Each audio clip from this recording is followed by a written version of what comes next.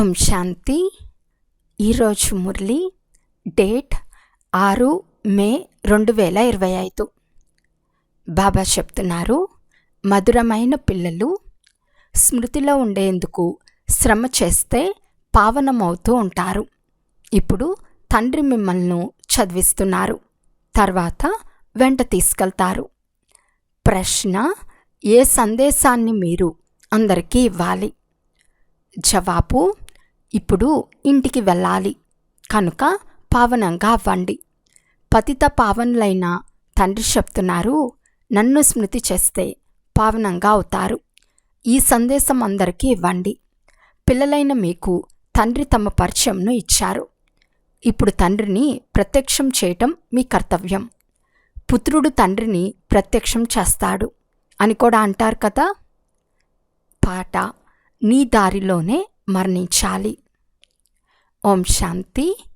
బాబా, మేము రుద్రమాలలో తప్పకుండా కూర్చోపడతాము అని అర్థం కల పాటను విన్నారు. ఈ పాట భక్తి మార్గంలో తయారు చేయబడింది. ఈ ప్రపంచంలో ఉన్న జపతపాలు, పూజా పారాయణదులన్నీ భక్తి మార్గానికి చెందిన సామాగ్రి. భక్తి రావణరాజ్యం, జ్ఞానము రామరాజ్యం. జ్ఞానాన్ని నాలెడ్జ్, చదువు అని అంటారు. భక్తిని చదువు అని అనరు. మేము ఎలా తయారవ్వాలనే లక్ష్యం భక్తిలో లేదు కనుక భక్తి చదువు కాదు. రాజయోగం నేర్చుకోవటం చదువు లేక విద్య. చదువును ఒకచోట పాఠశాలలో కూర్చుని చదువుకుంటారు. భక్తిలో గడప గడప వద్ద ఎదురు దెబ్బలు తింటూ ఉంటారు. చదువు అంటే చదువే కనుక చదువును పూర్తిగా చదువుకోవాలి. మేము విద్యార్థులమని పిల్లలకు తెలుసు.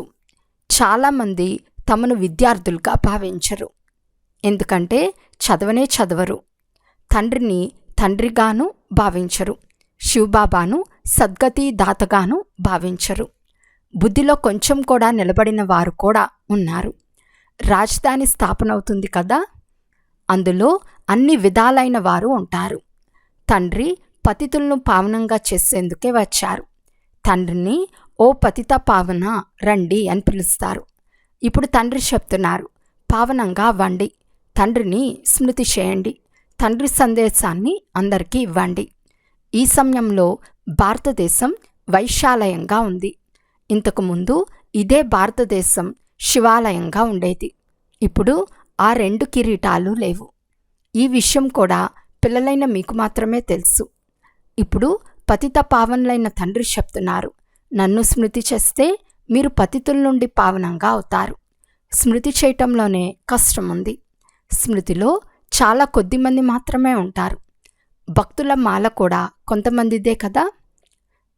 అందులో ధన్యమైన భక్తులు నారదుడు, మీరా మొదలైన వారి పేర్లు ఉన్నాయి. ఇందులో కూడా అందరూ వచ్చి చదవరు. కల్పకృతం ఎవరు చదువుకున్నారో వారే వస్తారు. బాబా, మేము చదువుకునేందుకు లేక స్మృతి యాత్ర నేర్చుకునేందుకు మిమ్మల్ని కల్పకృతం కూడా కలిసామని చెప్తారు. కల్పకృతం ఎవరు చదువుకున్నారో వారే వస్తారు. ఇప్పుడు పిల్లలైన మిమ్మల్ని తీసుకెళ్లేందుకు తండ్రి వచ్చారు. మీ ఆత్మలు ఇప్పుడు పతితంగా ఉన్నాయని అర్థం చేయిస్తారు. అందుకే వచ్చి పావనంగా చేయండి పిలుస్తారు. తండ్రి చెప్తున్నారు, నన్ను స్మృతి చేయండి, పవిత్రంగా అవ్వండి. తండ్రి చదివిస్తారు, అంతేకాక జతలో కూడా తీసుకెళ్తారు. పిల్లలకు లోపల చాలా సంతోషం ఉండాలి. తండ్రి చదివిస్తున్నారు. కృష్ణుణ్ణి తండ్రి అని అనరు. కృష్ణుణ్ణి పతిత పావనుడు అని అనరు. తండ్రి అని ఎవరిని అంటారో ఆ తండ్రి జ్ఞానమెలా ఇస్తారో కూడా ఎవరికీ తెలియదు. ఈ విషయాలు మీకు మాత్రమే తెలుసు. తండ్రి తన పరిచయంను పిల్లలకు మాత్రమే ఇస్తారు. కొత్తవారితో తండ్రి కలవరు. కుమారుడు తండ్రిని ప్రత్యక్షం చేస్తాడని తండ్రి అంటున్నారు. పిల్లలే తండ్రిని ప్రత్యక్షం చేస్తారు. తండ్రి ఎవరితోనూ కలవరు, ఎవరితోనూ మాట్లాడరు. భలే, ఇంతవరకు బాబా కొత్త కొత్త వారితో కలుస్తూ ఉన్నారు. డ్రామాలో రచింపబడింది. అనేక మంది వస్తూ ఉండినారు. మిలిటరీ వారిని కూడా ఉద్ధరించాలని తండ్రి అర్థం చేయించారు. వారి ఉద్యోగం వారు చేయాల్సిందే. లేకుంటే శత్రువులు దాడి చేస్తారు. కేవలం తండ్రిని స్మృతి చేయాలి. యుద్ధ మైదానంలో శరీరం వదిలేవారు స్వర్గానికి వెళ్తారని గీతలో ఉంది, కానీ అలా స్వర్గానికి వెళ్ళలేరు. స్వర్గస్థాపన చేయువారు వచ్చినప్పుడే స్వర్గానికి వెళ్తారు. స్వర్గం అంటే ఏమిటో కూడా ఎవరికీ తెలియదు. ఇప్పుడు పిల్లలైన మీరు పంచవికారాలనే రావణునితో యుద్ధం చేస్తారు. అశరీరీ భవ అని తండ్రి చెప్తున్నారు. స్వయాన్ని ఆత్మగా నిశ్చయం చేసుకొని నన్ను స్మృతి చేయండి. ఇతరులెవ్వరూ ఇలా చెప్పలేరు. సర్వశక్తివంతులని ఒక్క తండ్రిని తప్ప ఇతరులెవ్వరిని అనచాలరు. బ్రహ్మ, విష్ణు, శంకరులను కూడా సర్వశక్తివంతులని అనరు. సర్వశక్తివంతులు ఒక్క తండ్రి మాత్రమే. వరల్డ్ ఆల్మైటీ అథారిటీ, జ్ఞానసాగర్లని ఒక్క తండ్రిని మాత్రమే అంటారు. ఈ సాధు సత్పురుషులందరూ శాస్త్రాల అథారిటీ. భక్తిని కూడా అథారిటీ అని అనరు. వారు శాస్త్రాలకు అథారిటీ. వారి ఆధారమంతా శాస్త్రాలే. భక్తికి ఫలం భగవంతుడు ఇస్తారని భావిస్తారు. భక్తి ఎప్పుడు ప్రారంభమైందో ఎప్పుడు పూర్తి అవుతుందో ఎవరికీ తెలియదు. భక్తితో భగవంతుడు రాజీ అవుతారని, సంతోషిస్తారని భక్తులు భావిస్తారు. భగవంతుని కలుసుకోవాలనే కోరిక ఉంటుంది.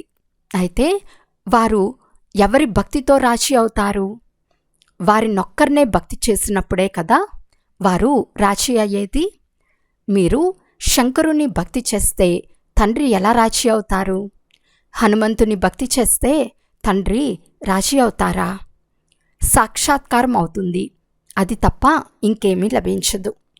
తండ్రి చెప్తున్నారు, భలే సాక్షాత్కారం అయితే చేయిస్తాను, కానీ నాతో కలుస్తారని కాదు. అలా వారు కలవలేరు. మీరు నాతో కలుస్తారు. భగవంతుని కలుసుకునేందుకు భక్తులు భక్తి చేస్తారు. భగవంతుడు ఏ రూపంలో వచ్చి కలుస్తారో తెలియదని అంటారు. అందుకే దానిని గుడ్డి నమ్మకము అని అంటారు. ఇప్పుడు మీరు తండ్రిని కలుసుకున్నారు. ఆ నిరాకార తండ్రి శరీరాన్ని ధారణ చేసినప్పుడే నేను మీ తండ్రిని అని తమ పరిచయంను ఇస్తారని మీకు తెలుసు. 5000 సంవత్సరాల క్రితం కూడా మీకు రాజ్యభాగ్యం ఇచ్చారు. తర్వాత మీరు 84 జన్మలు తీసుకోవలసి వచ్చింది. ఈ సృష్టి చక్రం తిరుగుతూ ఉంటుంది. ద్వాపరయుగం తర్వాతనే ఇతర ధర్మాలు వస్తాయి. వారు వచ్చి తమ తమ ధర్మాలను స్థాపిస్తారు. ఇందులో గొప్పలు చెప్పుకునే ఏ విషయమూ లేదు. గొప్పతనం ఎవరిది లేదు. బ్రహ్మ గొప్పతనం ఎప్పుడు ఉండేది? తండ్రి వచ్చి ప్రవేశించినప్పుడే అతని గొప్పతనం. లేకుంటే బ్రహ్మ వ్యాపారం చేసేవారు. నాలో భగవంతుడు వస్తారని ఇతనికి కూడా తెలియదు. నేను ప్రవేశించి ఇతనిలో ఎలా ప్రవేశించానో అర్థం చేస్తాను. నాదంతా నీది, నీదంతా నాది అని. నీ తనువు, మనసు, ధనముల ద్వారా నాకు సహాయకారిగా అయితే అందుకు ఫలితంగా నీకు ఇది లభిస్తుందని ఇతనికి చూపించాను. తండ్రి చెప్తున్నారు, నేను సాధారణ తనువులో ప్రవేశిస్తాను. ఇతనికి తన గత జన్మల గురించి తెలియదు. కానీ నేను ఎప్పుడు వస్తానో, ఎలా వస్తానో ఎవరికీ తెలియదు. సాధారణ శరీరంలో తండ్రి వచ్చారని ఇప్పుడు మీరు చూస్తున్నారు. ఇతని ద్వారా మనకు జ్ఞానయోగాలు నేర్పిస్తున్నారు. జ్ఞానమైతే చాలా సులభం. నరకద్వారం మాయాబడి, స్వర్గద్వారం ఎలా తెరుచుకుంటుందో కూడా మీకు తెలుసు. ద్వాపరయుగంలో రావణ రాజ్యం ప్రారంభమవుతుంది. అనగా నరకద్వారం తెరవబడుతుంది. నూతన ప్రపంచం, పాత ప్రపంచం రెండు సగం సగం ఉంటాయి. కనుక ఇప్పుడు తండ్రి చెప్తున్నారు, నేను పిల్లలైన మీకు పతితుల నుండి పావనమయ్యే యుక్తి తెలుపుతాను. తండ్రిని స్మృతి చేస్తే జన్మ జన్మాంతరాల పాపాలు నశిస్తాయి. ఈ జన్మలో చేసిన పాపాలు కూడా తెలపాలి. ఏ ఏ పాపాలు చేశామో గుర్తుంటాయి కదా. ఏమేమి దానపుణ్యాలు చేశామో కూడా గుర్తుంటాయి కదా. ఈ బ్రహ్మకు తన బాల్యం గుర్తుంది కదా. కృష్ణుని పేరు శ్యామసుందరుడు. దాని అర్థం ఎప్పుడూ ఎవరి బుద్ధిలోకి రాదు. పేరు శ్యామసుందరుడు అయితే చిత్రంలో నల్లగా చేసేశారు. రఘునాథ మందిరంలో చూస్తే అక్కడ కూడా నల్లగానే, హనుమంతుని మందిరంలో చూసిన నలుపే. అందర్నీ నల్లగా చేసేశారు. ఇది పతిత ప్రపంచం. ఇప్పుడు పిల్లలైన మనకు నలుపు నుండి తెలుపుగా అవ్వాలనే చింత ఉంది. అందుకొరకు మీరు తండ్రి స్మృతిలో ఉంటారు. ఇది అంతిమ జన్మ అని తండ్రి చెప్తున్నారు. నన్ను స్మృతి చేస్తే పాపాలు భస్మైపోతాయి. తండ్రి మనల్ని తీసుకెళ్లేందుకు వచ్చారని మీకు తెలుసు కనుక తప్పకుండా శరీరాలను ఇక్కడే వదిలేస్తారు. శరీరాలతో తీసుకెళ్లరు. పతిత ఆత్మలు కూడా వెళ్ళలేవు. తండ్రి పావనంగా అయ్యే యుక్తిని తప్పకుండా తెలుపుతారు. నన్ను స్మృతి చేస్తే మీ వికర్మలు వినాశనమవుతాయి. భక్తి మార్గంలో అందరిది గుడ్డి నమ్మకం. శివకాశి అని అంటారు. శివుడు గంగను తెచ్చాడని అంటారు. భగీరథుని ద్వారా గంగ వచ్చింది అని కూడా అంటారు. మరి తల నుండి గంగ ఎలా వస్తుంది? భగీరథుడు కొండపైన ఏమైనా కూర్చుని ఉన్నాడా? అతని జడ నుండి గంగ వస్తుందా? సముద్రం నుండి ఆవిరై వర్షిస్తుంది. ఆ నీరు ప్రపంచమంతా ప్రవహిస్తుంది. నదులైతే అన్ని వైపులా ఉన్నాయి. కొండలపై మంచు ఏర్పడుతుంది. అక్కడి నుండి కూడా నీరు వస్తూ ఉంటుంది. కొండ గుహాలలో ఉండే నీరు బావుల్లోకి వస్తాయి. వీటన్నిటికీ ఆధారం వర్షమే. వర్షం పడకుంటే బావులు కూడా ఎండిపోతాయి. బాబా మమ్మల్ని పావనంగా చేసి స్వర్గంలోకి తీసుకెళ్ళండి అని కూడా అంటారు. అందరికీ స్వర్గం లేక కృష్ణపురానికి వెళ్ళాలనే ఆశ ఉంది. విష్ణుపురం గురించి ఎవరికీ తెలియదు. కృష్ణుని భక్తులు ఎక్కడ చూసినా కృష్ణుడే కృష్ణుడని అంటారు. అరే, పరమాత్మ సర్వవ్యాపి అయితే ఎక్కడ చూసినా పరమాత్మయే పరమాత్మ అని ఎందుకన్నారు?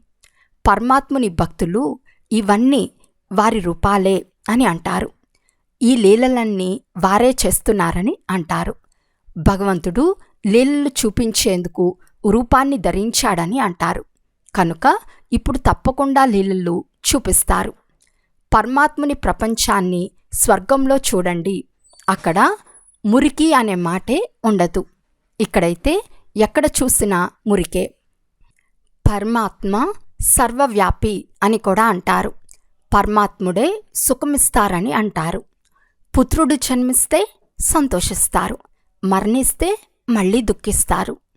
అరే, భగవంతుడు మీకు ఇచ్చిన వస్తువును వారే తీసుకుంటే ఏడ్చే అవసరమేముంది?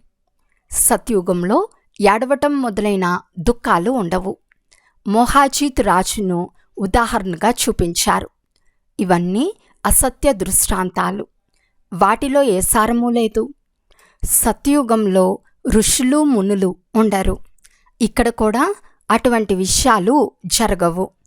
మోహాజీత్ రాజులు ఎవ్వరూ ఉండరు. భగవాను వాచ, యాదవులు, కౌరవులు, పాండవులు ఏం చేసి వెళ్ళారు? మీకు తండ్రితో యోగముంది. తండ్రి చెప్తున్నారు, పిల్లలైన మీ ద్వారా నేను భారతదేశాన్ని స్వర్గంగా చేస్తాను. ఇప్పుడు ఎవరైతే పవిత్రంగా అవుతారో వారు పవిత్ర ప్రపంచానికి అధిపతులుగా అవుతారు. ఎవరు కలిసినా వారికి భగవంతుడు నన్నొక్కరినే స్మృతి చేయమంటున్నారు అని చెప్పండి. నాపై మీ ప్రీతిని ఉంచండి. ఇక ఇతరులెవ్వరిని స్మృతి చేయకండి. ఇది అవ్యభిచారి స్మృతి. ఇక్కడ ఏ అభిషేకాలు మొదలైనవి చేసే పని లేదు. భక్తి మార్గంలో వృత్తి వ్యాపారాదులు చేస్తున్నా స్మృతి చేస్తూ ఉండినారు కదా. గురువులు కూడా నన్ను స్మృతి చేయండి, మీ పతిని స్మృతి చేయకండి అని చెప్తారు. పిల్లలైన మీకు ఎన్నో విషయాలు అర్థం చేస్తున్నారు. ముఖ్యమైనది అందరికీ ఈ సందేశం ఇవ్వండి. నన్నొక్కరినే స్మృతి చెయ్యండి అని తండ్రి చెప్తున్నారు. బాబా అంటే భగవంతుడు. భగవంతుడు నిరాకారుడు. కృష్ణుణ్ణి భగవంతుడు అని అందరూ అనరు. కృష్ణుడు ఒక బాలుడు. శివబాబా ఇతనిలో రాకుంటే మీరు ఉండేవారా? శివబాబా ఇతని ద్వారా మిమ్మల్ని దత్తు చేసుకుని తన వారిగా చేసుకున్నారు. ఇతను తల్లే కాక తండ్రి కూడా. తల్లి సాకారంలో ఉండాలి కదా. శివబాబా తండ్రి కనుక ఇటువంటి విషయాలు మంచి రీతిగా ధారణ చేయండి. పిల్లలైన మీరు ఎప్పుడూ ఏ విషయంలోనూ తికమక పడరాదు. చదువును ఎప్పుడూ వదిలేరాదు. చాలామంది పిల్లలు సాంగత్య దోషంలోకి వచ్చి అలిగి తమ సొంత పాఠశాలను తెరుచుకుంటారు. పరస్పరం కొట్లాడుకుని సొంత పాఠశాలను తెరుచుకుంటే అది మూర్ఖత్వం. అలిగితే పాఠశాల తెరుచుకునేందుకు అర్హతే లేదు. మీ దేహాభిమానం సాగదు. ఎందుకంటే బుద్ధిలో శత్రుత్వం ఉంటే అదే గుర్తుకొస్తుంది. ఎవరికి ఏమీ అర్థం చేయించలేరు.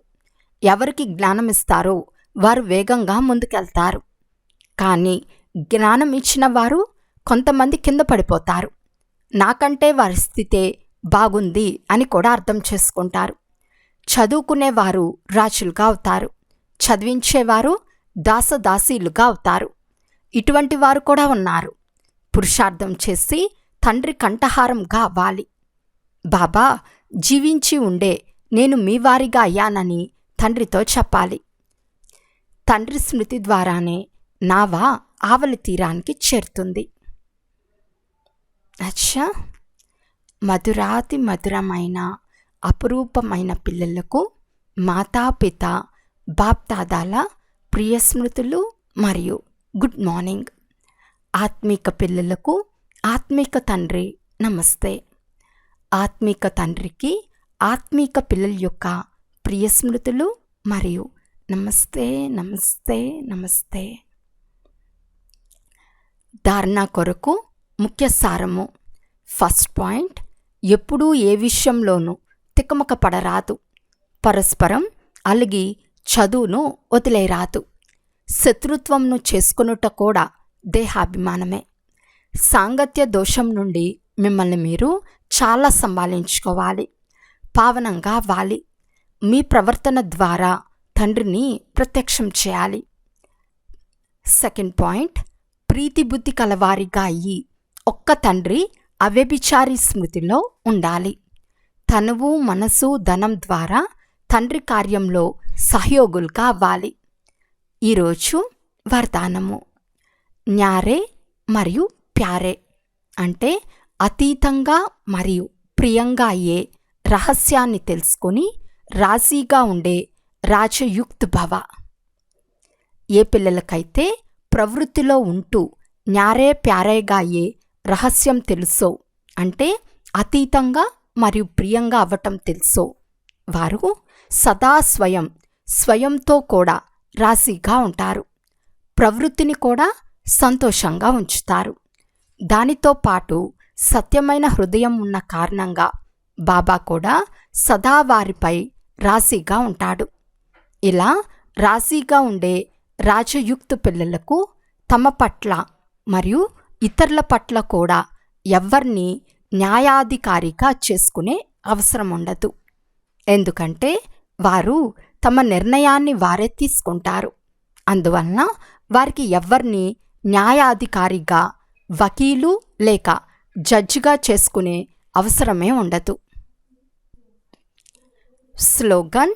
సేవ ద్వారా ఏ ఆశీర్వాదాలు లభిస్తాయో ఆ ఆశీస్సులే ఆరోగ్యానికి ఆధారము. అవ్యక్త సూచన. ఆత్మీక రాయల్టీ మరియు పవిత్రతా పర్సనాలిటీని ధారణ చేయండి. ఎలాగైతే స్థూల శరీరంలో విశేషంగా శ్వాస నడవటం అవసరమో, శ్వాస ఆడకపోతే జీవితమే లేదో, అలా బ్రాహ్మణ జీవితానికి శ్వాస పవిత్రత. 21 జన్మల ప్రాలబ్ధానికి ఆధారం పవిత్రత. ఆత్మ మరియు పరమాత్మల మిలనానికి ఆధారము పవిత్రమైన బుద్ధి. సంగం యుగంలోని ప్రాప్తులకు ఆధారము మరియు భవిష్యత్తులో పూజ్య పదవి పొందేందుకు ఆధారం కూడా పవిత్రతయే. అందువలన పవిత్రత యొక్క పర్సనాలిటీని వరదాన రూపంలో ధారణ చేయండి. అచ్చా, ఓం శాంతి.